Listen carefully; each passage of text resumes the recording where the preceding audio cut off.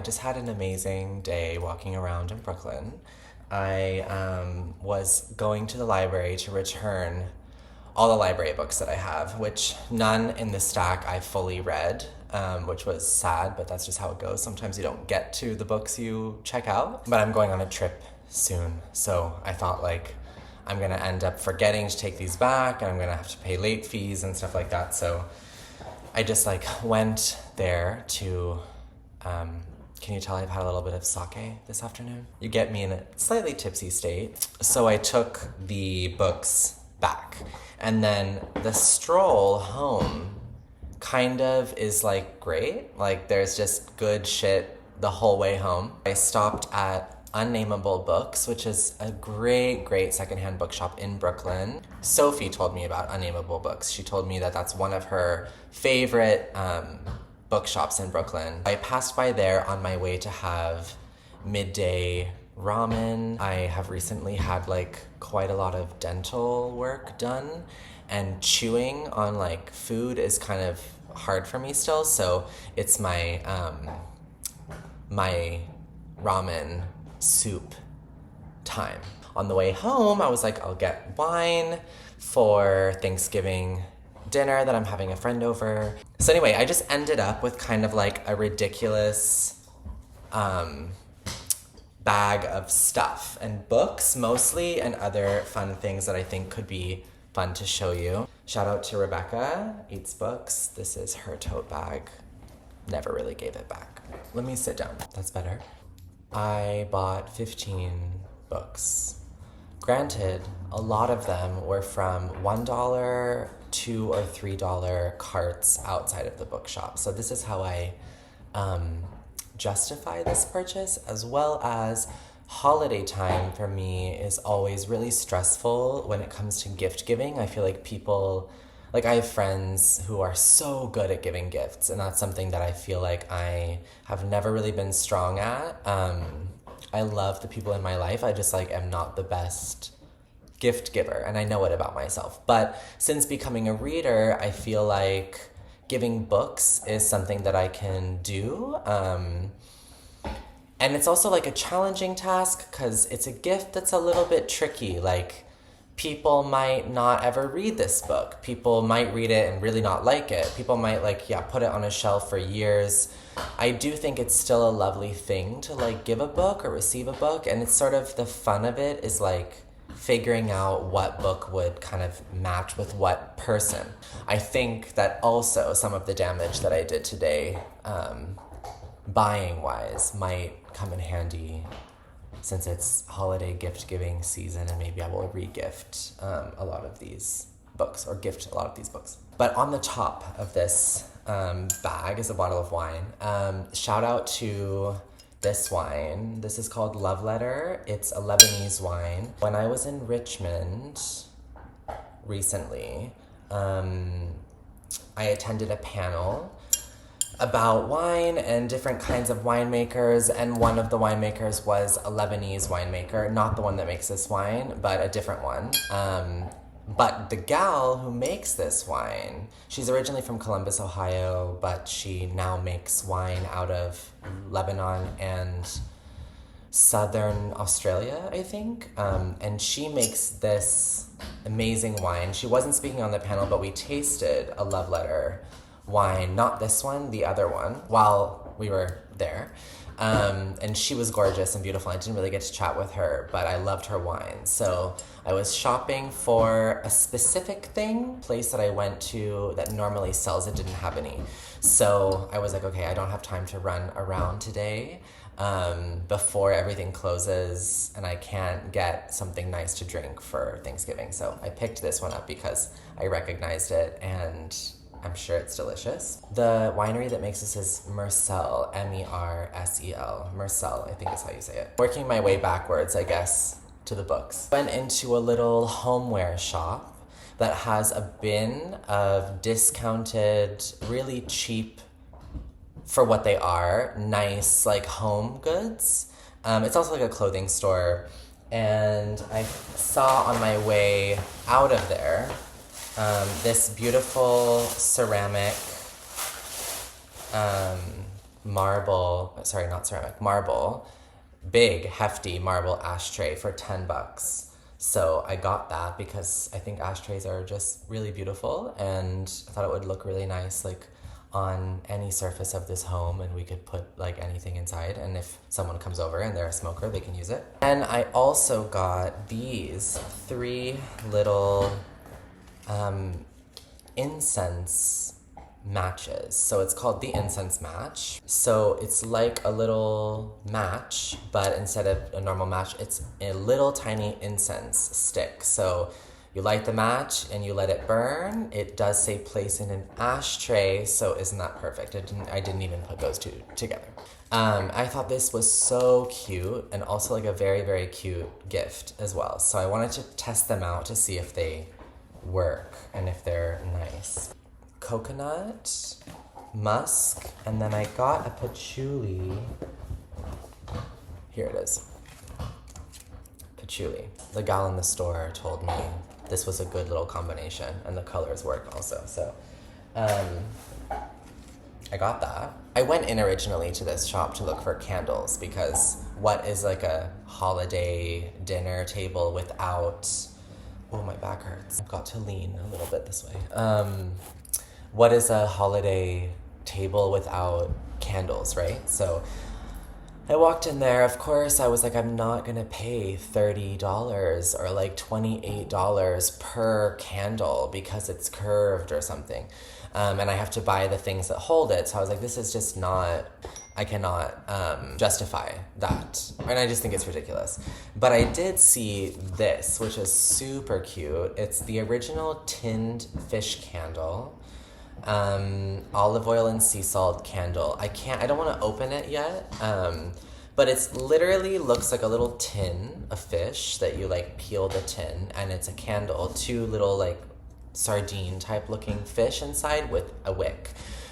So I thought, and this was also not cheap. I think this was like $22, which is like a lot for a candle, but it's kind of like everything in one. Like I don't need to buy a holder, and it's very cute and special. And I think like on a pretty sparse table for like a very simple dinner, it can be like just very special and cute in the middle. So I thought that was really cute, and also a very good gift option. So everything aside, we get to the used books. Here's my bag of all the books. In what particular order? The Third Hotel by Laura Vandenberg. I was reading this. This was in my library stack. And then I got about halfway through, and then I needed to return the library books. But I was really into it. So I was really happy to see this. This was $8. I was really happy to see this because I wanted to keep reading it. I won't say really what these books are about because I feel like that would just take a really long time, and some of them I really don't know very much. I loved everything else that I've read of hers, and I was really enjoying this, so I can't wait to finish. I saw this around some first-hand bookshops and was really happy when I found a cheaper copy of it. This is Icicle Savage's book, The Wilderness. Undelivered Lectures, a deeply felt chronicle into the wilderness of the first 40 days of new motherhood. It's the first work of nonfiction by her, so I'm really excited to read that. The Awakening by Kate Chopin, with an introduction by Marilyn Robinson. I'm so excited about that. A classic I haven't read, and I've been really wanting to generally expand my reading lately. I've been drawn to books that are normally out of my wheelhouse or genre, and I'll talk about that in my next video because I am reading 2 very interesting books, one being a Greek epic, which is something that's so not what I normally read. So I've been wanting to read a classic. I have not read The Awakening. Rebecca loves The Awakening, and she gave a copy to our friend Morgan, and so she's been reading it and really loving it. So I kind of want to read it also so we can all talk about it together. Little Weirds by Jenny Slate. This was $2. I like Jenny Slate. I've heard mixed reviews about this book, but yeah, I think it would be nice to have a book that gives me the feels, but also gives me a little laugh. So I think something kind of wonderful and strange and a little weird would be fun. So that's that one. And I thought, like, for such a such a small price, that would be like something fun to have on my bookshelf for whenever I feel inclined. Then I got this, another like $1 pick. This is Chekhov's book on the technique of acting. Little lectures in it with like exercises that you can use. And I'm curious more and more about acting, and I don't have any formal acting training. So it's just interesting to kind of have some material that's from some of the like the great acting techniques. Kind of liked the sort of like very theatrical cover. Then I got this in like a totally different direction. It's called Backdraft. This is Fireman Erotica edited by Shane Allison. So this is some gay erotic fiction about firemen for when that mood strikes. The Deer by Dashiell Carrera. This is a novel that where did I hear about this novel? I read it on my Kindle, or started reading it on my Kindle a while ago. It's a very weird, strange, surrealist psychological thriller about a physicist who hits what appears to be a deer, and then it kind of like derails him. Dashiell, from my kind of research on him, seems just like a really interesting artist. He's a writer, he's a musician, he's also different kind of media, does different kind of media arts. I remember thinking like it was weird and maybe a little too weird for me, like that I couldn't really understand what was going on, but I was drawn again to it, and I don't know, I just felt like maybe having a physical copy would help me, because there was something intriguing about it. So I'm gonna dive back into that and see what I think. Living Pictures by Polina Barskova, translated by Catherine Kiepiela. Living Pictures refers to the parlor game of tableau vivants, in which people dress up in costume to bring scenes from history back to life. Barskova is one of the most admired and controversial figures in a new generation of Russian writers. First made her name as a poet. I love novels by poets, so I thought that this sounded interesting. Oh, this was $1. May Sarton. If May Sarton is on a cart for $1, you buy it. So this is called As We Are Now, which is a novel of hers. I think about 76-year-old retired school teacher who gets moved into like a home for old women, and she like fights back against it. She's been moved there by relatives, and she's like physically frail but mentally strong, and so I guess it's like her kind of rejection of being there. She fights back with all she has, and in a powerful climax wins a terrible victory. I do enjoy May Sarton, so I thought a novel by her would be interesting. Okay, The Silk Road by Catherine Davis. I have not read anything by Catherine Davis, but this seemed kind of interesting. The Silk Road begins on a mat in yoga class, deep within a labyrinth on a settlement somewhere in the icy north, under the canny guidance of G. Moon. When someone fails to arise from corpse pose, the astronomer, the archivist, the botanist, the keeper, the topologist, the geographer, the iceman, and the cook remember the paths that brought them there, paths on which they still seem to be traveling. It's her most explicitly allegorical novel, so I just thought that sounded interesting, and it looks like a kind of tiny, it's like 115 pages. Infinite Country, Patricia Engel. I have never read this, and it had its moment a few years back. I think it's a kind of magical realism type of book that deals with immigration and like the American dream. Follows the members of one mixed immigration status family as they navigate dreams, distance, and the bonds of love and memory. Can't wait to read that. Then I saw this. Yuri Herrera's 10 Planets Stories, translated from the Spanish by Lisa Dillman. I love Herrera's other books. Signs Preceding the End of the World was amazing. Thank you to Iggy from Literary Iggy for putting us all onto him. He's a Mexican author. So these are otherworldly stories that inhabit realms that reveal the strangeness and instability of our lives. So when I'm in the mood for a short story moment, I'm sure I will really enjoy this one because I love his writing. Also thinking about wanting to create more film, wanting to do maybe work on short films with some creative people. If you're watching this and you are a filmmaker or screenwriter or want to be one, let's chat and collaborate.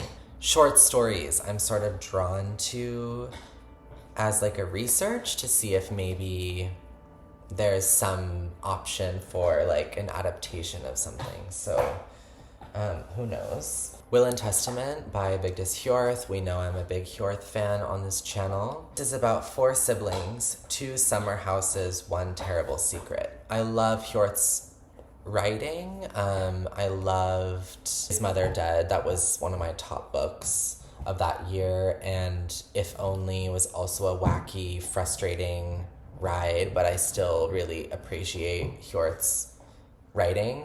I really love this cover. So I got that one. Then I got this, which I know nothing about, which is always fun. Coyote by Colin Winnett. Coyote has a strong and inviting voice, and that voice wraps around a dark story, a contemporary story, and one that has its own velocity and fragmentation built in. I found myself swept along in it and impacted by its delicate, bleak movement. That was written by Amy Bender, winner of the 2013 NOS book contest. NOS. I have never heard of that. I have a fascination with coyotes in general. So I was kind of just drawn to that. And the first sentence, we were on the porch most of the night before she vanished. That sounds good. Kind of looks like an olive. Then I saw this book the other day in Greenlight Books in Fort Greene in Brooklyn, firsthand. Took a picture of it because I didn't feel like, it's so funny, like literally 2 days ago I was like, you can't buy any books. No buying books. You can take pictures of everything, look at them, look in the library for them, no buying books. Then like 2 days later, look what happens to me. But I did find it just on a used copy for $6, which I thought was great. Gifted by Suzumi Suzuki. Oh, this is an ARC. Okay, cool. Published by Transit Books. A subtle and intimate accounting of a daughter's final days with her mother, set amid the rush of Tokyo's red light district. In the last days of her mother's life, a young woman living in Tokyo's red light district is thrust into a split existence. By day, she negotiates her new role as a caregiver of an abusive parent. By night, she drifts home from the hospital, goes out with other sex workers, thinks about quitting smoking, and numbly remembers Eri, a friend who died the summer before. Drawing on Suzumi Suzuki's own experiences as a hostess and adult film actor. That's interesting. This is her first novel translated to English. Okay, I'm so excited, and cover's stunning. One more book in here, and then one book that I need to show you for a different reason. Sorrows of an American by Siri Hustvedt. I've wanted to read this book for a long time. I had it out from the library in Richmond Virginia, and had to also give that back eventually to the library. But I did start reading it. It was next to my bed. It was in a stack. I was very intrigued by it. So when I saw it, I was like, okay. And for $4, hardcover, I thought that was really good. A soaring feat of storytelling about the immigrant experience and the ghosts that haunt families from one generation to another. When Eric Davidson and his sister Inga find a disturbing note from an unknown woman among their late father's papers, they believe he may be implicated in a serious death. Yeah, it's like a brother-sister story of like uncovering some family secrets. I also was drawn to this, well, because the title, The Sorrows of an American, is a great title, but there's something about the cover, I would say, in both of these. Little bit something about my taste when it comes to, I guess in this case, well, this is actually a painting and this is a photograph. Like a mysterious, lit up little house or building among nature or landscape. It gives me a very eerie, lonely feeling. So that's that. Very excited to get to that at some point. And then my dear friend Catherine came from Lyon in France to New York, and she brought me Foster by Claire Keegan. When I put this on my Instagram, just took a picture of it next to my bed. It's such a beautiful little book. Everyone was like, oh my, going crazy for Foster. They loved it. You guys love it. Everyone loves it. I've only read So Late in the Day by Claire Keegan, which is like 3 short stories, and I enjoyed them. It didn't like necessarily stick with me very much, but I did enjoy. But Foster seems to be very high on everyone's list. So I am very, very interested in reading this and excited. It is a hot summer in rural Ireland. Can't wait to read that. So thank you, Katrine, for that. Okay, I have to get up because my hips and back cannot stand sitting in crisscross applesauce for very long. Bye. What are you reading? Have you hauled anything recently? I will have another video after this about my, like in the theme of a la Eleanor from The Only Real Property, my literary week. So I'll share with you my literary week and tell you what I'm reading. That'll be in the next video. Bye, and have a lovely day. Kisses from Jacob and I, and happy holidays. Bye.